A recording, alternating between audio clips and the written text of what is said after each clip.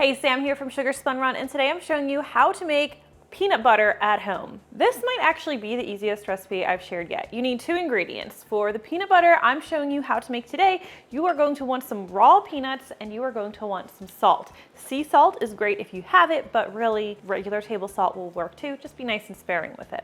So as I mentioned, we're using raw peanuts for today's recipe, but we want to roast them before we turn them into peanut butter because that's going to give them a much better flavor. While you can use raw, unroasted peanuts to make peanut butter, the flavor is not going to be as deep. The peanut butter doesn't really end up quite as creamy. A lot of times you end up having to add a little bit of oil, so roasting them is the way to go. To do this, get your oven preheating to 350 degrees Fahrenheit or 175 degrees Celsius. Now, peanuts, you can really use any type of peanut you want. Spanish peanuts are a popular choice. I'm using Valencia peanuts. These are organic Valencia peanuts. I order them online and they show up at my door, and then I roast them and make peanut butter for my kids to eat every day. I like Valencia a lot too because they are a lot less likely to harbor mold, because a lot of peanuts, even though you can't see it, they are just more prone to getting moldy. Now for my recipe, if you want to call it that, we're using 3 cups today, but you can really use however many peanuts you want because we're just going to be roasting them, adding some salt and blending them. 3 cups is a good amount though, because you're going to get 1.5 cups of peanut butter from 3 cups of peanuts. Fits nicely in a mason jar, and the real reason I like to use it is because 3 cups will fit nicely on my cookie sheet, so they're not like piled on top of each other. There's enough space for them to bake or roast evenly. So this is 3 cups, which is like 480 grams. And again, this is a recipe where you don't need to actually measure things. So I've put this on a parchment paper lined baking sheet, and I'm just going to spread them to be in an even layer. So we're going to take these over to our 350 degree Fahrenheit oven, and we're going to cook them in the center rack. They need to cook for 10 minutes, then we are going to stir them, and then we'll put them back in the oven for another 5 to 10 minutes. I do recommend checking them at 5 minutes just because ovens can vary a little bit and you do not want to burn them, but I usually need at least another 10 minutes. Sometimes if my peanuts aren't quite as dark as I like, I'll even go another 5 minutes longer, and sometimes even another 5 minutes longer than that for a darker roasted peanut butter. But keep an eye on them because peanuts can burn quickly, and if you burn them, you're not going to be able to use them. A good indicator of whether or not they are properly finished cooking is just how they smell. They should smell nice and roasted. All right, so the peanuts are nice and hot right now.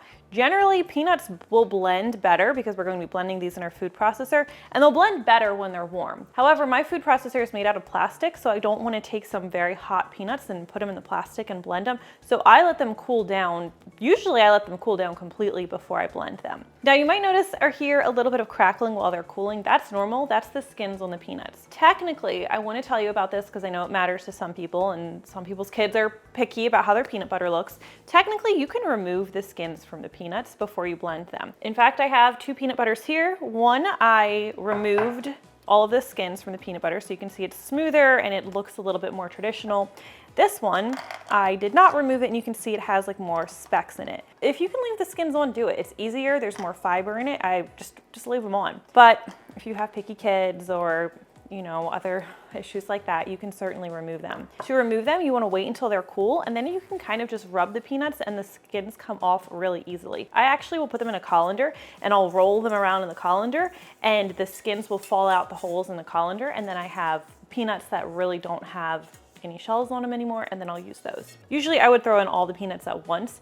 That actually helps having them all in there, but I want the skins on my peanuts for the peanut butter we're making today, so I'm just doing a handful to show you how it works. The skins will not come off easily before you cook them, so you do want to roast them first. All right, now you don't want to forget the salt. Of course, you could do a salt-free peanut butter if you prefer. I'm going to be adding some sea salt to mine. Ideally, you would do this while the peanuts are still warm. It just helps it to adhere a little bit better. But if you are removing the skins from your peanuts, it's okay to add the salt afterwards, or you can even put the peanuts in the food processor and then add the salt. So I'm just going to do a nice little sprinkling. How much you need is going to vary depending on taste. I just do a couple shakes of the sea salt, and then while I'm blending it, once it becomes like a peanut butter consistency, I'll taste it, and if I want more salt, I'll add a little bit more salt. So just err on the side of using less than you think you need, and then add more to taste. These are nice and cool. Let's grab our food processor. This is just a standard food processor here.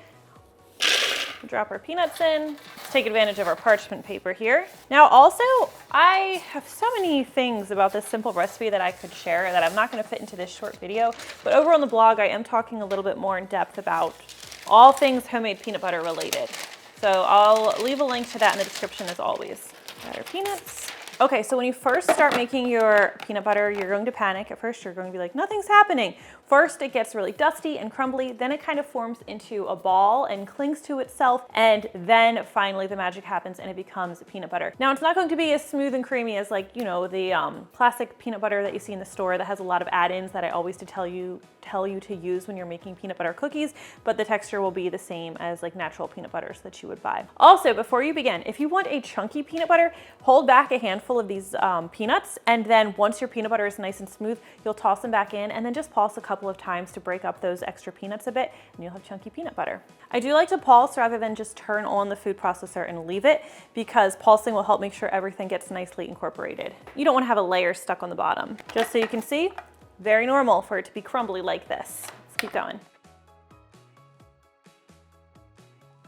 So here we're at about 15, like 1.5 second to 2 second pulses, maybe a little less than that.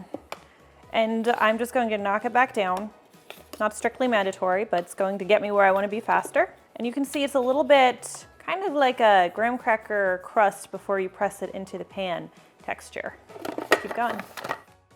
Now that things are starting to clump a little bit more and stick together, I'll just turn it on nonstop instead of blend, and I'll keep a close eye on it.